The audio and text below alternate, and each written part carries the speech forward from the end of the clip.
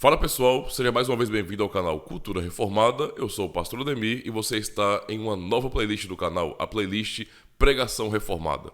Por isso, se você não é inscrito ainda no canal, já aproveita e dá essa força, se inscreve, marcando o sininho das notificações, dando o seu joinha, porque ajuda bastante o canal, é claro, deixando seus comentários também. E é claro, se você gostar do conteúdo, recomenda para mais pessoas, tá certo? Compartilha com todo mundo que você conhece. Sem mais enrolação então, bora pra pregação, roda a vinheta.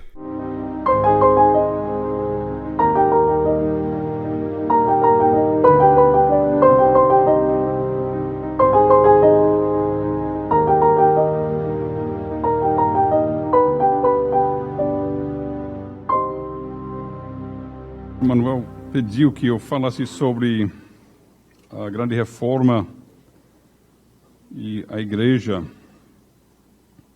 nos dias de hoje, que é um assunto tão específico e limitado que eu vou ter dificuldade a encher o tempo que eu tenho com vocês. Isso foi uma ironia. Bom, vamos começar. Antes de começar com o tema em si, eu gostaria de definir alguns termos. Quando eu falo, eu vou mencionar a Igreja Católica de vez em quando, que para mim é uma referência à Igreja Católica, e não à Igreja de Roma. Okay?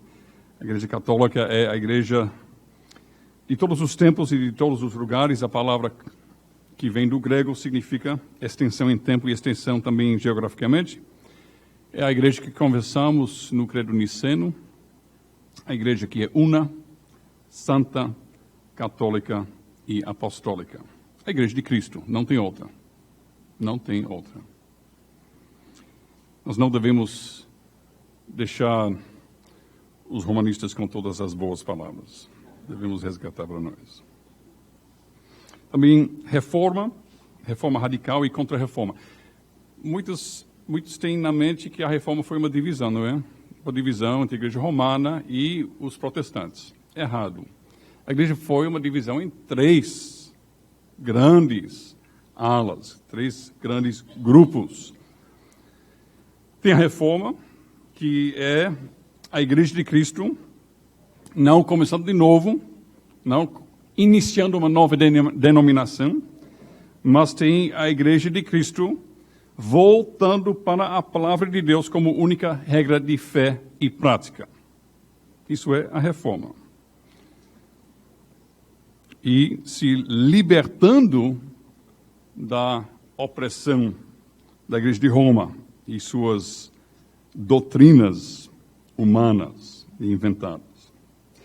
E tem a reforma radical. Enquanto a reforma foi um retorno à palavra de Deus, uma reforma da igreja, a reforma radical é uma hiperreação contra Roma, um desprezo de autoridade de uma forma geral, tanto eclesiástica quanto civil, e um desprezo também das instituições. A reforma radical tem como seu momento mais significativo na época da reforma, no século XVI, a cidade de Münster, em 1534, quando muitos anabatistas se reuniram, seguindo alguns profetas, autodenominados profetas, que declararam que aqui Jesus vai inaugurar a nova Jerusalém, aqui na face da terra, e aconteceram tantas loucuras e escândalos e coisas vergonhosas, inclusive pessoas correndo sem roupas nas ruas, e um dos profetas decidindo que de repente ele era o Davi dos nossos tempos e que ele deveria ter não sei quantas esposas que ele emprestou dos outros homens da cidade, e assim por diante, que Münster ficou na mente da Europa daquela época como um símbolo de tudo que é ruim quando as pessoas não continuam obedecendo às antigas estruturas e instruções da sociedade e da igreja. E você vai ver, por exemplo, quando você lê as confissões da época da Reforma, por exemplo, a Confissão Belga, que foi escrito décadas depois, 1561 ou 63, belga, a Confissão Belga várias vezes menciona os anabatistas. E são 30 anos depois, ok? 3 décadas depois. Mas faz questão de dizer, nós não somos como os anabatistas, que pensam isso, que fazem aquilo. Então, isso é a reforma radical, o movimento anabatista. E o terceiro grupo seria a contra-reforma, a igreja romana, que depois da reforma, em vez de se arrepender, em vez de abraçar a reforma, com teimosia, se atolou mais e mais no erro e declara, no Concílio de Trento, declara a reforma e o evangelho anátemas. No Brasil, nós temos Roma. A grande maioria da população ainda se identifica como católico romano. Nós temos a reforma radical, que está crescendo a todo vapor, tem dezenas de milhões de anabatistas em nosso país. Mas a reforma em si, a reforma bíblica e verdadeira, o Brasil não tem conhecido muito. Nunca tem conhecido muito. A grande reforma teve um impacto transformador nas sociedades, nas instituições e nas culturas. Colocou o mundo de cabeça para baixo, mudou tudo. E foi tão forte, tão importante, que séculos depois da Grande Reforma, ainda muitos países que foram influenciados pela Reforma ainda estão tirando proveito dos resquícios daquilo que ainda sobram daquele grande movimento de quase um milênio, ou meio milênio atrás. Mas Brasil, ainda estamos, de uma certa forma, na maior parte, estamos atolados num catolicismo romano medieval, sincretista de um lado, e as loucuras de Münster do outro lado. Porque não falta loucura em nossos tempos, em nosso Brasil, feita em um nome de Deus e do Evangelho. E eu proponho para vocês que o Brasil ainda carece de uma reforma que vai alcançar e atingir todos os aspectos da sociedade e da cultura. Eu acho que o Brasil nunca passou por isso e precisa passar. Sinclair Ferguson, muitos anos atrás, escreveu um texto. Ele advertiu a igreja das trevas medievais que vêm, disse ele, pairando de novo sobre a igreja. E ele estava especialmente identificando a igreja americana, a igreja evangélica americana. Podemos afirmar que, de uma certa forma, estas trevas medievais nunca chegaram a ser totalmente espantadas no Brasil. O Dr. Augustus Nicodemos, alguns anos atrás, escreveu um texto, A Alma Católica, entre parênteses, romana, né, dos evangélicos no Brasil. A alma católica romana dos evangélicos. As trevas da igreja medieval ainda estão pairando sobre o nosso Brasil, tanto entre os romanistas, quanto entre muitos que se dizem contra Roma. Às vezes, a igreja que se diz evangélica não passa de ser o reflexo da igreja de Roma no espelho. Tem algumas coisas até totalmente contrárias, no reflexo, mas acaba sendo, para todos os efeitos, a mesma coisa.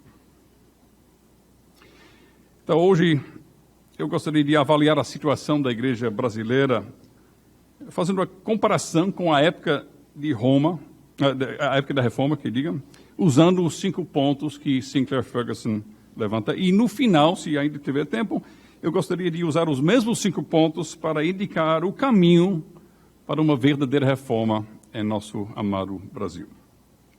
Os 5 pontos rapidamente. Primeiro, não é tulipa, é só outros 5 pontos, tá? O arrependimento era visto como um ato desligado da vida de santidade. 2, a voz do Espírito Santo não só é ouvida quando Deus fala através das Escrituras. 3, a presença de Deus é mediada por um líder que controla acesso ao divino. 4, a adoração a Deus se tornou um evento para assistir, um evento para espectadores. E 5, o sucesso é aferido por grandes multidões e grandes edifícios. Vamos olhar cada um desses pontos. O arrependimento era visto como um ato desligado da vida de santidade. A primeira tese que Lutero escreveu foi o seguinte: Nosso Senhor e Mestre Jesus Cristo, em dizendo arrependei-vos, afirmava que toda a vida dos fiéis deve ser um ato de arrependimento. E nós dizemos, sim, Lutero, você não precisa ser um PhD em teologia para saber disso. Todos nós sabemos disso. Mas na época eles trabalhavam com a Bíblia em latim, né? E quando onde a Bíblia diz que João Batista pregou e Jesus pregou, arrependei-vos e crede no Evangelho, a Vulgata traduziu, em vez de arrependei-vos, traduziu fazer penitência. Fazer penitência. E para o católico romano medieval, fazer penitência não é a mesma coisa do que arrependimento. É um método. Você faz alguns passos para conseguir um certo resultado.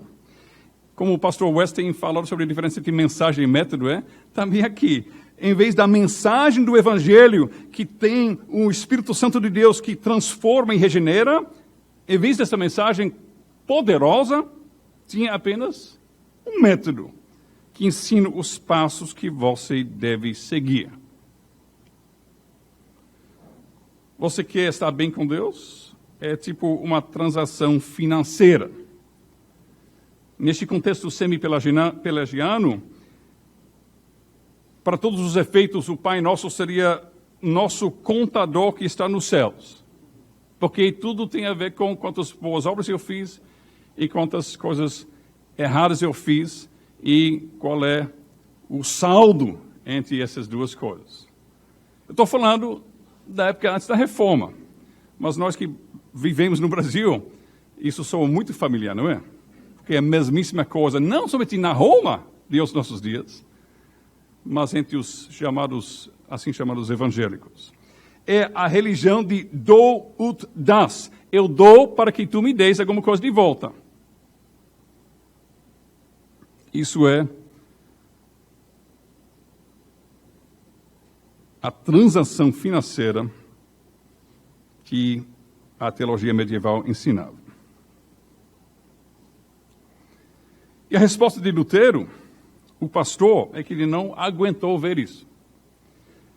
Porque ele viu pessoas se preocupando tanto em seguir os passos necessários para conseguir o resultado, que não importava se, por meio disso, eles iriam passar por cima de tudo que é bom e tudo que é santo. Então, na tese 45, ele diz, deve ensinar-se aos cristãos um homem que vê um irmão em necessidade e passa de lado para dar o seu dinheiro para compra dos perdões, das indulgências, merece não a indulgência do Papa, mas a indignação de Deus. Então veja como a falsa teologia causa problemas, tem consequências ruins na vida dia a dia. Se eu posso comprar o perdão de Deus para mim e para meus entes queridos que já morreram e para o futuro e tal, então, por que ajudar aquele que está passando fome? Eu tenho algo muito mais importante a fazer com o meu dinheiro. Eu vou comprar o perdão. E Lutero até encontrava pessoas que ele reprovava, que você está vivendo no pecado, e o cara dizia, meio bêbado, pastor, tenho aqui a minha indulgência, sabe, está tudo certo comigo. Aí ele bebia ainda mais, de novo, né? Então, não promovia amor, caridade e santidade. 46 das teses, deve-se ensinar aos cristãos que, a não ser que haja grande abundância de bens, são obrigados a guardar o que é necessário para os seus próprios lares e, de modo algum, gastar seus bens na compra de perdões ou de indulgências. Porque ele viu pais de família usando os recursos da feira das crianças para comprar indulgências e perdão de Deus, enquanto os seus filhos estavam passando fome. E hoje, nós vemos esta mesma mentalidade medieval, ou até pior. Quantas vezes eu não tenho falado com mulheres muito santas que abandonam seus maridos em casa, ele fica passando fome sem almoço, porque elas estão na igreja, no ciclo de oração, ganhando mais pedras na coroa para a glória, enquanto estão abandonando suas responsabilidades aqui na terra, nas coisas mais simples, abandonando o cuidado do marido ou da família. Mas, pelo menos naquela época, eles estavam buscando o perdão de Deus e salvação dos pecados, mesmo por meio de um caminho errado. Hoje, nem isso é importante mais. Hoje, o homem quer negociar com Deus não é perdão. Ele não se importa com perdão. Hoje nós queremos algo mais importante, nós queremos saúde e prosperidade. Então, nós estamos até em trevas mais escuras. Nós estamos numa situação mais pagã hoje do que na época da Grande Reforma. Falei com um missionário, alguns anos atrás, que passou muito tempo na selva amazônica, e ele voltou para Recife, ele participou num culto onde muitas pessoas foram recebidas na membresia. E cada um deu o seu testemunho, dizendo por que eles estavam querendo entrar na igreja e tal, se tornar membro. Esse homem de Deus, um homem bem santo, um homem bem fiel a Cristo e ao Evangelho, ele ficou chorando, me contando, pastor Kennedy, ninguém falou sobre o Evangelho. Ninguém. Cada um falava mais ou menos assim, agora eu quero entrar na igreja porque eu não bebo mais, eu não fumo mais, eu não ouço mais música do mundo, eu só ouço música cristã, evangélica, e por isso agora eu quero fazer parte da igreja. Cadê o senso, né, de condenação e do meu pecado e da minha necessidade de um Salvador e da cruz e do sangue de Cristo e da regeneração e do poder do Espírito Santo para transformar a minha vida? Não tem nada. Aqui é uma mera transação. Eu estou sendo legal com Deus e agora eu espero que Ele vai ser legal comigo. Ele vai abençoar a minha vida agora, porque já que eu não estou bebendo mais e eu sou um evangélico agora, então eu acho que meu negócio vai melhor, e eu vou conseguir melhor emprego, meus estudos vão melhor, eu vou ter um casamento melhor. Do ut das. Bom, isso é o primeiro ponto de Sinclair Ferguson. O arrependimento era visto como um ato desligado da vida da santidade. Tanto meio milênio atrás, quanto em nosso Brasil de hoje. E vocês, especialmente vocês que são pastores e missionários e presbíteros, eu acho que vocês poderiam contar muitos mais exemplos e ilustrações desse ponto. Em segundo lugar, a voz do Espírito Santo não só é ouvida quando Deus fala através das Escrituras. Então, não existia sola Escritura, tanto naquela época quanto hoje. Roma diz, é a Bíblia mais alguma coisa, a Bíblia mais tradição. Então, por isso, a Bíblia ficou desconhecida, enterrada debaixo do estrumo acumulado de séculos e séculos da imaginação do homem na tradição da igreja. E a igreja dos nossos tempos diz a mesma coisa. A Bíblia é mais aquilo que o Espírito Santo está falando no meu coração. E a Bíblia fica desconhecida. Cada loucura em o nome do Espírito Santo me falou, acontece. E até o Espírito Santo que está falando a eles, contradizendo o Espírito Santo que inspirou as palavras das Sagradas Escrituras. Então, isso causa um problema. Um dos dois não é o Espírito de Cristo, né? E quando nós abrimos a palavra de Deus, e quando nós ouvimos a própria voz de Deus falando, como os próprios apóstolos falam, quando eles citam o Antigo Testamento, o que eles falam? Como o Espírito Santo falou pela boca dos profetas, eles citam assim. Como o Espírito Santo falou pela boca de Davi. A Bíblia não tem dúvida sobre o que ela é. a própria palavra de Deus. E quando nós lemos a Bíblia, e quando nós pregamos a Bíblia, é a voz de Deus que estamos ouvindo. Mas para os neo-católicos romanos dos nossos tempos, aqueles que, mesmo se não estão na igreja de Roma, ainda estão debaixo das trevas medievais da igreja romana, quando nós abrimos a Bíblia para eles, é uma coisa morta. A letra mata. Eles não querem ouvir. É sem importância. Terceiro ponto, a presença de Deus é mediada por um líder que controla acesso ao divino. Então não tinha naquela época e não tem hoje um entendimento do ofício de todos os crentes, que carregando o nome cristão e sendo batizados em um nome do Senhor Jesus Cristo e participando na sua unção, todos nós, homens, mulheres e crianças na igreja visível, nós somos sacerdotes e reis e profetas. Não tem esse entendimento. Mas tem, como na igreja medieval, tem também hoje em quase todas as igrejas, uma separação entre o clérigo e os leigos. Os clérigos e os leigos. Não tem Jesus como único mediador entre Deus e os homens, mas tem outros mediadores. Temos a falsa dicotomia medieval entre secular, de um lado, e sagrado, do outro lado. O prédio da igreja tem alguma santidade especial. Os padrões de Westminster falam contra isso, sabe? E o diretor de culto fala que o lugar do culto não tem nenhuma santidade especial. Mas veja quantas pessoas, até reformadas, atribuem algum tipo de santidade especial ao lugar do culto. Né? Não pode fazer isso, porque estamos na presença de Deus. Pode ser quarta-feira durante o dia, você está varrendo o chão da igreja, mas é o lugar de Deus, que é católico romano esse pensamento, não é reformado. O gabinete do pastor, um lugar onde temos mais acesso e mais intimidade com Deus. Vemos as loucuras e absurdos disso na televisão. Eu não tenho televisão, mas eu ouço falar. Hein? O pessoal me fala e isso já é suficiente para mim.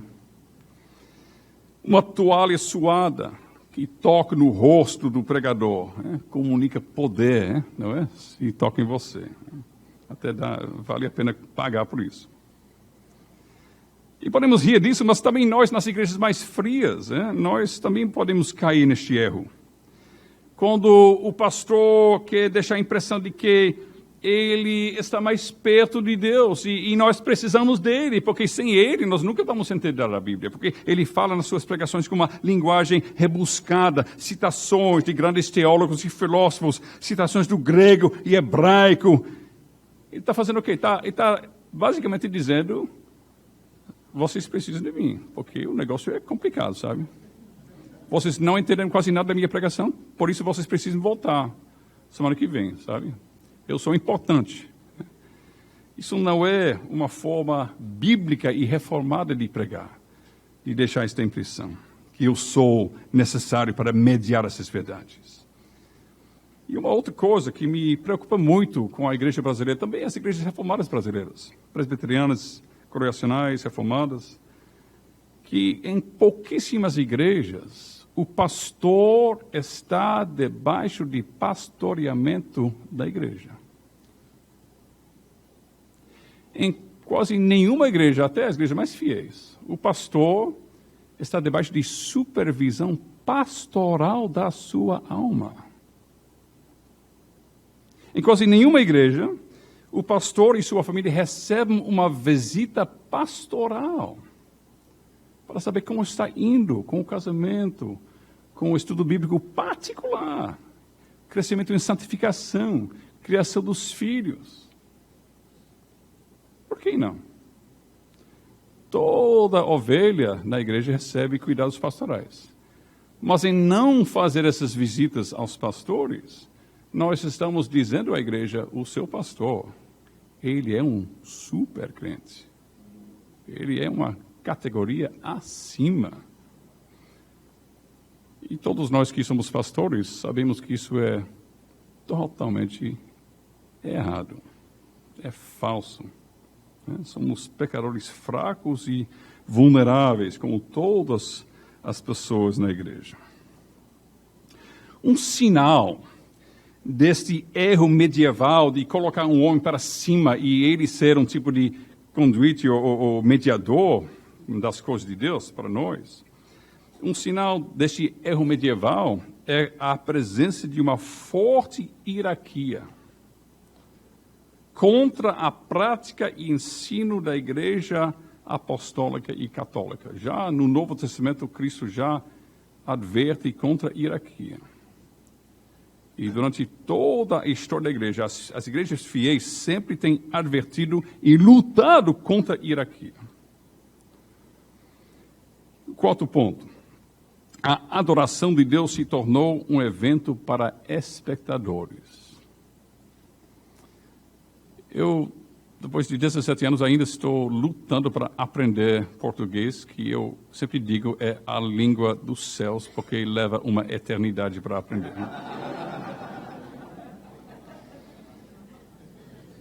E vocês dizem em português que nós assistimos um culto, não é? Eu já ouvi isso. Assisti um culto.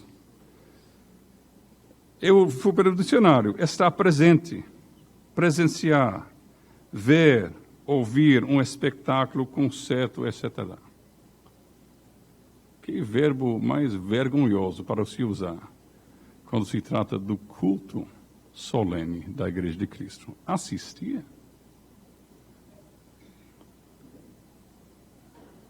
É como dizer, eu assisti um beijo com meu marido. Assim, aí tem problemas naquele casamento, não tem? Né? Porque não é para assistir, é para participar, não é? Pronto, a mulher deve ser, eu participei, eu me regozijei no beijo do meu marido, no abraço do meu marido. Mas assistia? Se ela está descrevendo aquilo que ela teve com ele e usar este verbo assistir, é uma coisa maluca. Não é bíblico ver o culto como um lugar onde o povo chega para ficar com a boca fechada e ficar só assistindo os profissionais cantando e orando e fazendo todos os atos do culto. O pastor vira um animador de palco. Agora o grupo dos jovens, agora as criancinhas, agora o palhaço convidado, que se diz pregador, né? Aí ele fica contando piada, então. Isso é o culto de hoje. E isso foi também, mais ou menos, o princípio dos cultos medievais. O sucesso, número 5, é aferido por grandes multidões e grandes edifícios. Tanto naquela época, as indulgências estavam sendo vendidas para a construção da Basílica de São Pedro em Roma. Era para mais um prédio imponente. Pode ter ensino e prática mais loucos, mais heréticos, mas se tiver grandes prédios imponentes, grandes multidões, então tem alguma coisa importante acontecendo aqui. E hoje, apesar que nós não temos Tetzel vendendo indulgências, nós temos a construção de impérios evangélicos. E tudo vale para arrecadar o dinheiro necessário para construir e manter esses impérios. Em primeiro lugar, temos que oferecer o que o mercado busca. Em segundo lugar, nós temos que evitar a disciplina bíblica. Porque cada pessoa colocada para fora é menos uma carteira na igreja. Agora, disciplinar os fiéis, isso deve. Pessoas que descobrem a fé, pessoas que começam a ler a Bíblia, pessoas que começam a questionar, aí é bom disciplinar, porque vai causar problemas e nós vamos perder gente, então vamos disciplinar. Marca da falsa igreja, disciplinar os fiéis.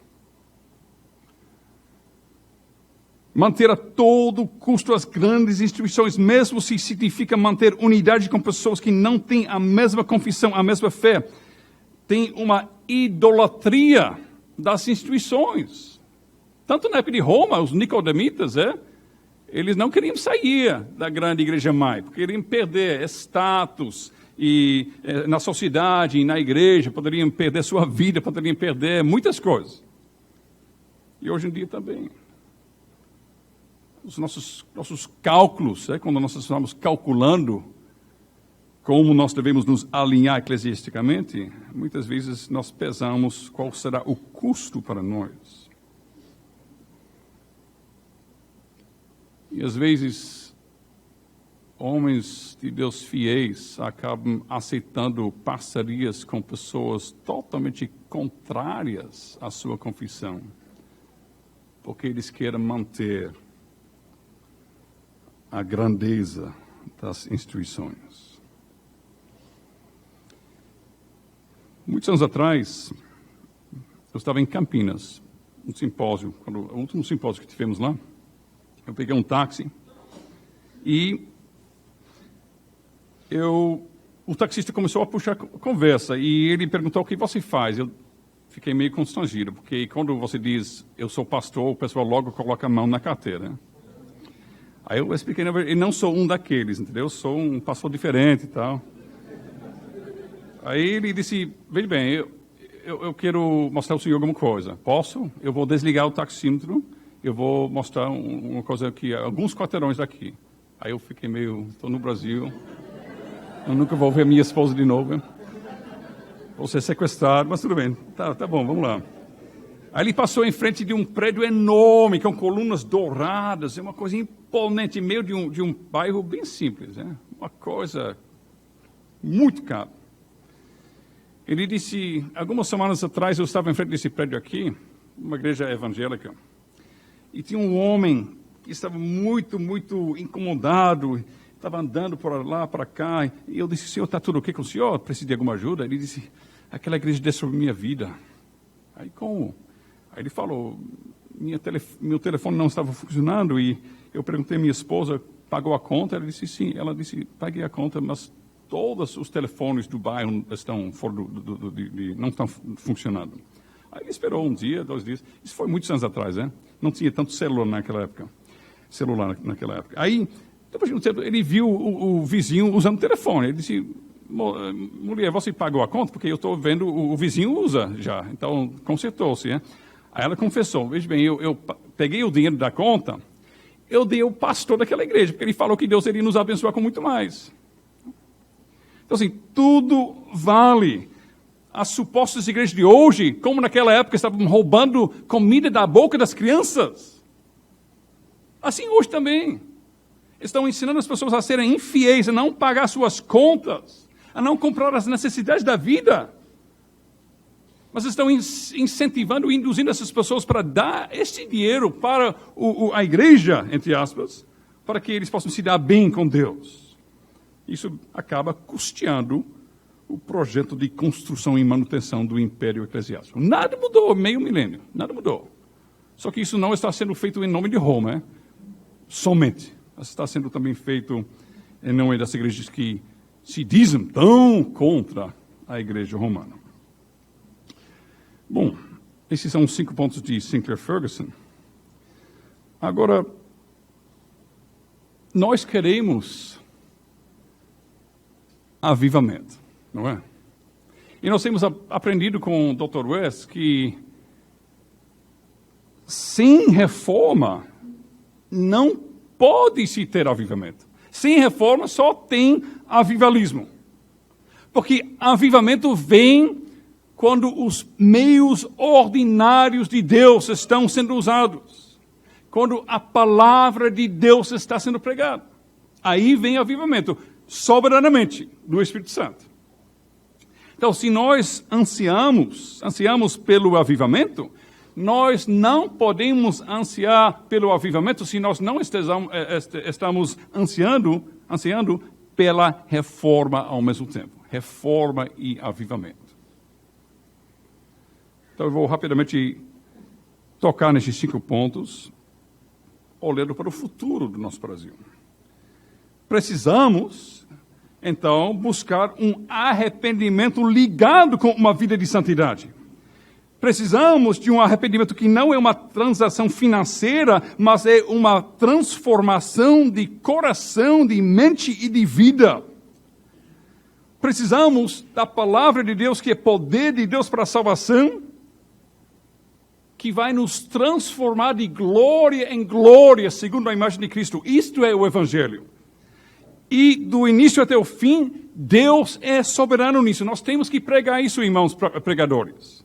Porque muitas vezes nós pregamos justificação como ato soberano de Deus, e acabamos pregando santificação como se fôssemos arminianos e legalistas. E o nosso povo vai para casa com um fardo que era para deixar lá ao pé da cruz. Nós colocamos de novo nas suas costas. Seja mais santo, seja mais santo, seja mais santo. Em vez de corra para Cristo, corra para Cristo, corra para Cristo, e que o Espírito de Cristo transforme sua vida. Então nós precisamos, não de legalismo, mas do Evangelho, e do poder e da soberania de Deus na justificação e na santificação. E junto com isso, um trabalho vigoroso de acompanhamento pastoral, que não existe. Vamos ser honestos. Porque todos nós, pastores, presbíteros, estamos passando tanto tempo no Twitter e no Facebook debatendo arminianos, que não temos tempo para fazer uma visita nas nossas ovelhas. Mas eu não sei se você se recorda, quando Jesus falou com Pedro, ele não falou, poste no Twitter, Pedro. Ele falou, apacente meu rebanho, Pedro. Um pastor tem que pastorear.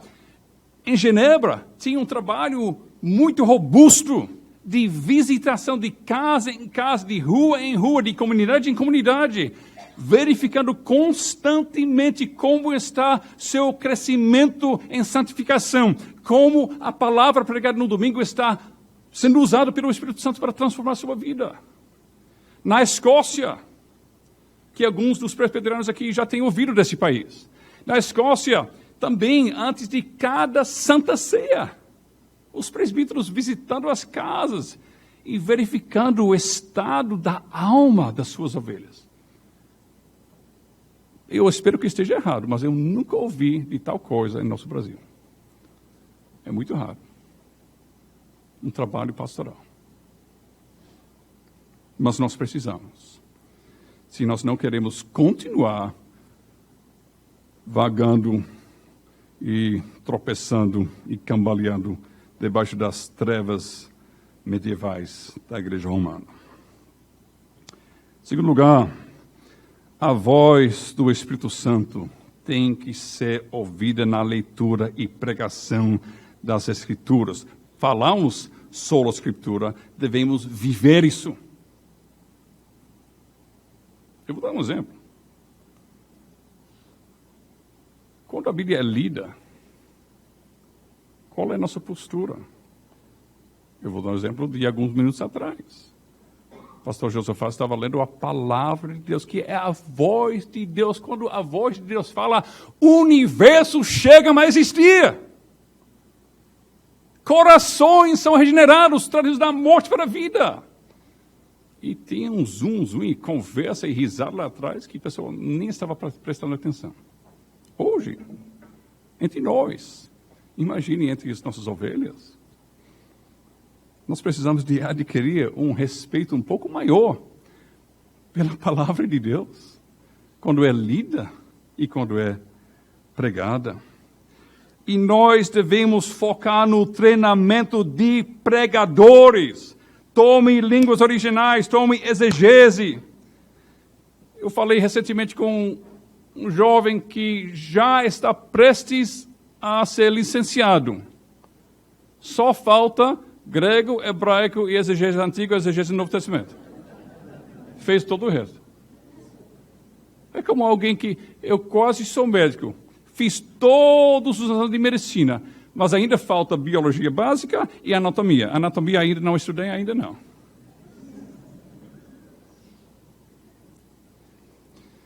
Se nós cremos que é a voz de Deus que fala, que a pregação de Deus que a palavra de Deus pregada é a própria palavra de Deus,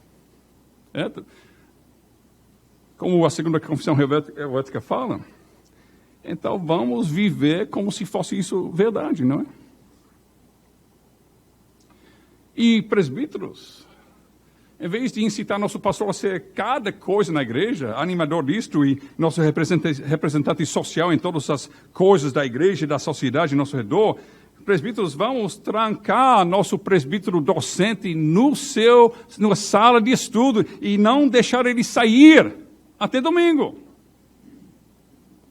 Até que ele tenha uma bênção para nós. Tranque ele lá. E desligue a internet.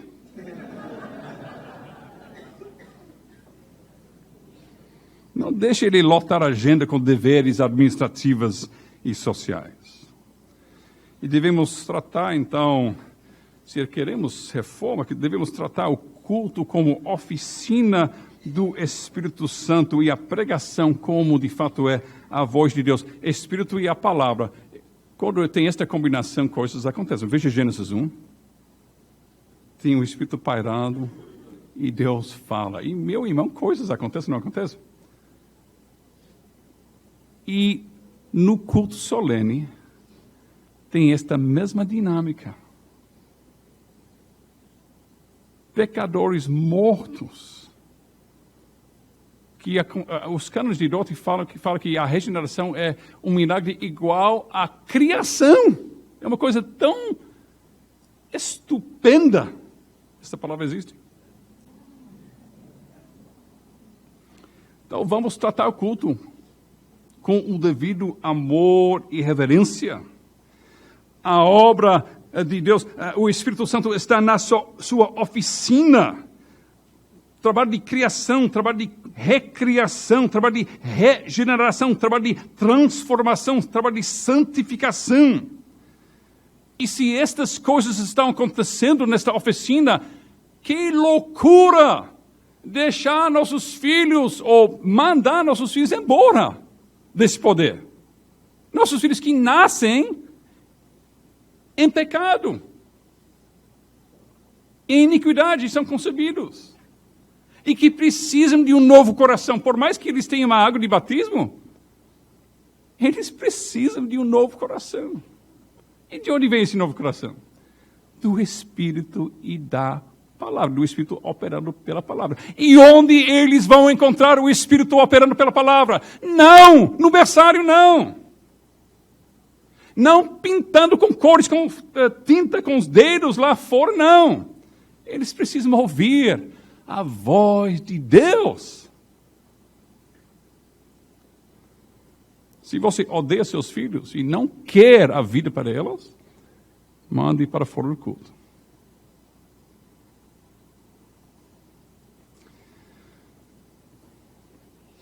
O propósito de evangelização para nós deve ser de trazer pessoas para estarem debaixo da pregação no culto solene. Quando você encontra alguém e você começa a evangelizar, isso tem que ser seu objetivo. Eu quero, Deus me dê, por favor, que esta pessoa venha a estar debaixo da pregação. Isso é a esperança para o pecador.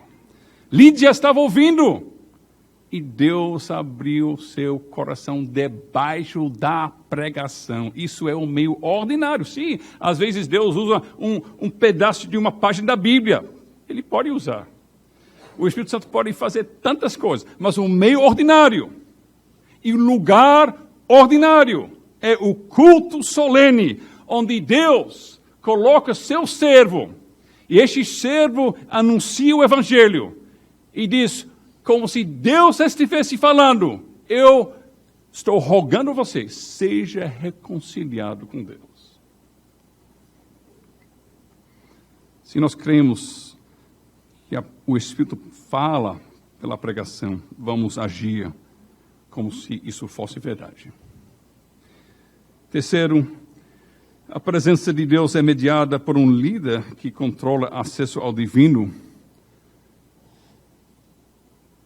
Nós, se queremos reforma e avivamento, devemos ensinar ao nosso povo que eles têm livre acesso ao mediador pelos meios ordinários, que eles têm e participam no ofício de todos os crentes, que eles têm livre acesso ao trono de Deus 24 horas por dia e que não é mais santa uma oração se for feita no prédio da igreja, mas pode ser feita em casa também, ou no trabalho, ou no ônibus.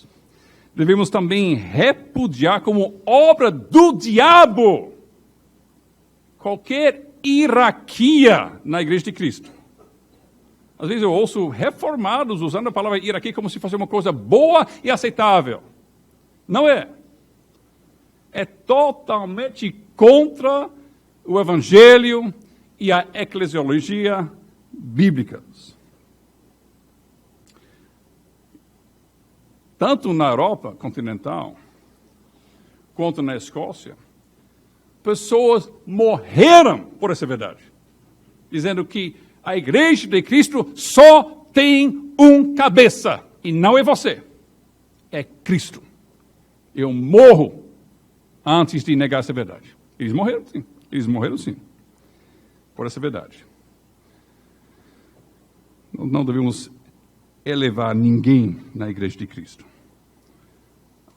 Simplesmente devemos dar o respeito devido a cada ofício que Cristo instituiu e não acrescentar nossa própria estrutura, como a igreja medieval fez e que nós temos tanto gosto de imitar.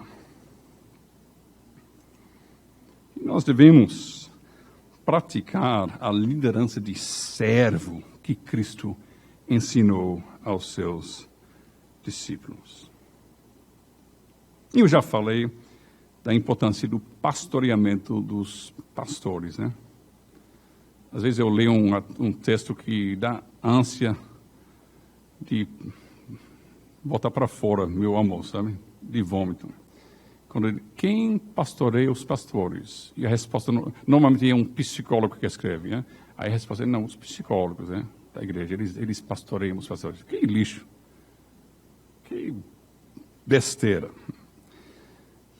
Os presbíteros da igreja são os pastores da igreja. E o pregador, sendo o presbítero docente, ministro da palavra, ele é o primus inter pares, ele tem respeito especial por causa de pregar e administrar os sacramentos. Mas ele deve ser pastoreado pelos demais. Sempre é um momento muito marcante na minha vida, todo ano, quando normalmente, uma vez por ano, os presbíteros visitam minha família e pastoreiam minha alma. É uma coisa deliciosa para saber que eu estou sendo cuidado. Isso deve ser uma coisa comum e regular na Igreja de Cristo. Em quarto lugar, a adoração não deve ser um evento para assistir. Nós devemos arrancar essa palavra do nosso vocabulário de culto. Nós precisamos redescobrir o culto pactual que Deus está se reunindo com o seu povo, que o culto, a liturgia é um diálogo pactual onde Deus fala, seu povo responde. Cristo está se reunindo com sua noiva.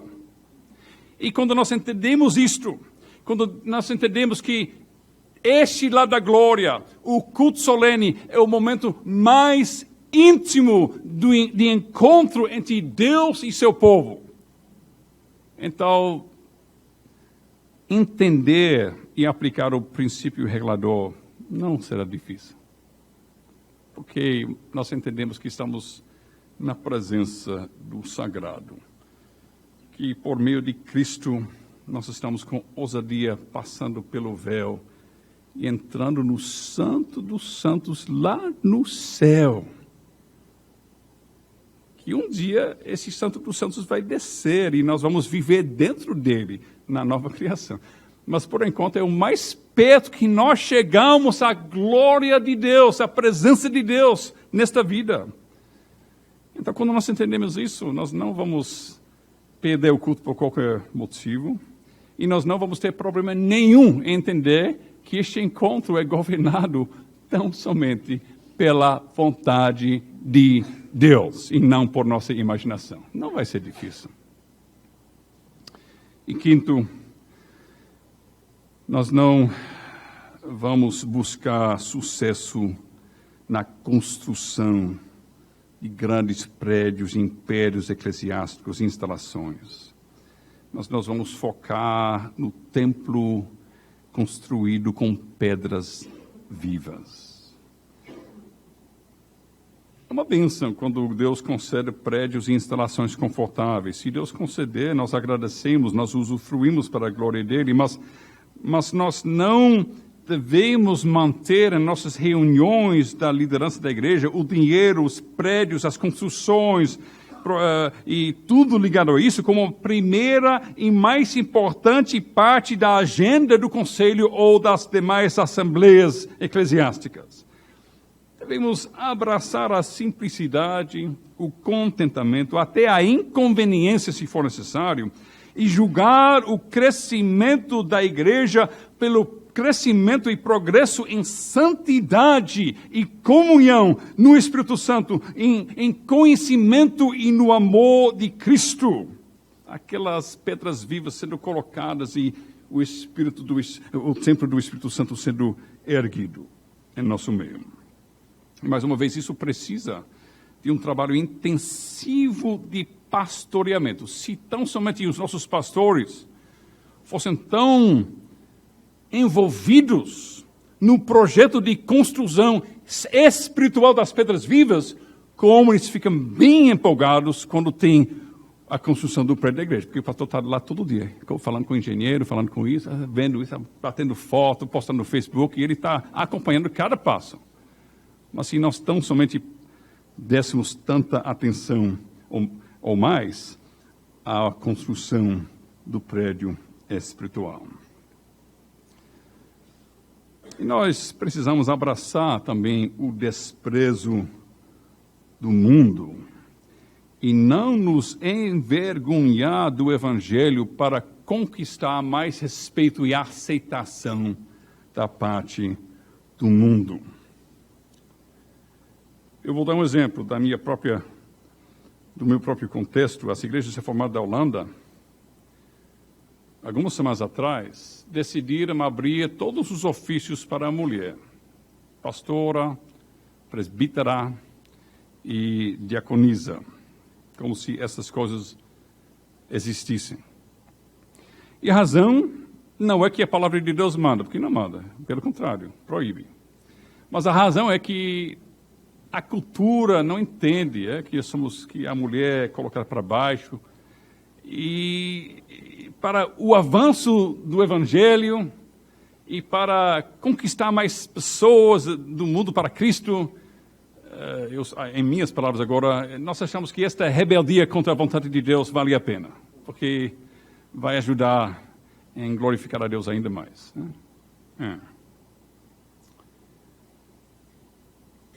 Meus irmãos, sucesso e reconhecimento do mundo ao custo da obediência ao Evangelho, nunca.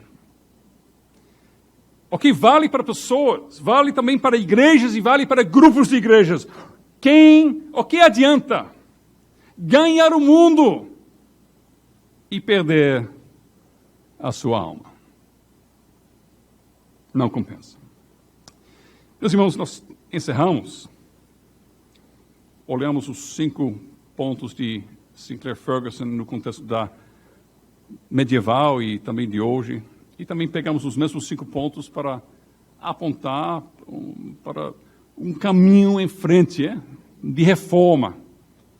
E orando que Deus use isso também para avivamento.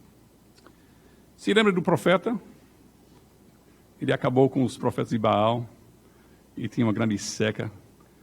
Aí ele ora, agora Deus mande chuva. Aí ele manda o servo olhar, e isso acontece várias vezes. E finalmente o servo diz, não, tem uma pequena nuvem do tamanho da mão de homem. Só uma pequena nuvenzinha no céu. Que, para ser honesto e sincero, eu teria dito, então volte mais uma vez, eu vou orar de novo. Mas o profeta não faz isso, não. Ele diz, ao rei: corra, corra, porque vai chover. E meus irmãos, como o nosso Brasil precisa de reforma e avivamento, mas, entre outras coisas, este tipo de evento e muitas outras coisas que Deus está fazendo por meio de servos fiéis no Brasil inteiro, levantando cada vez mais igrejas confessionalmente fiéis e reformadas, e homens de Deus que pregam Cristo fielmente.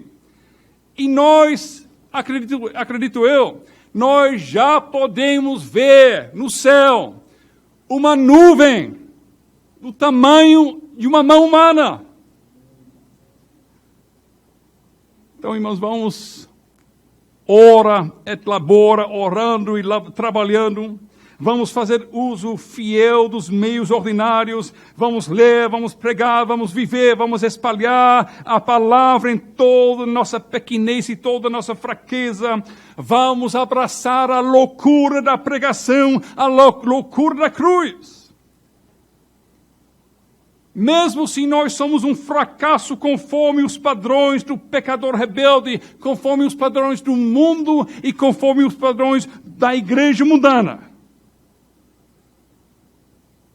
vamos abraçar aquilo que é loucura para o mundo, mas para nós que estamos sendo salvos, poder de Deus.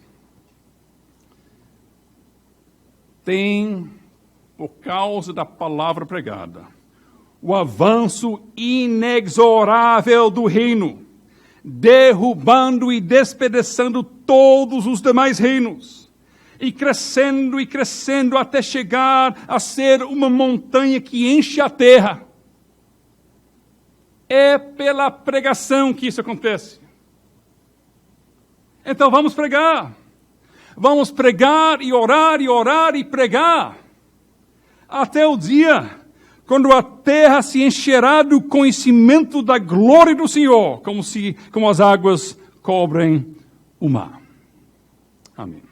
Não esquece não de cooperar com o canal, se inscrevendo e marcando o sininho e dando seu joinha, tá certo? Aproveita logo e escolhe alguns vídeos aqui da tela para você acompanhar e continuar aí aproveitando o conteúdo do canal.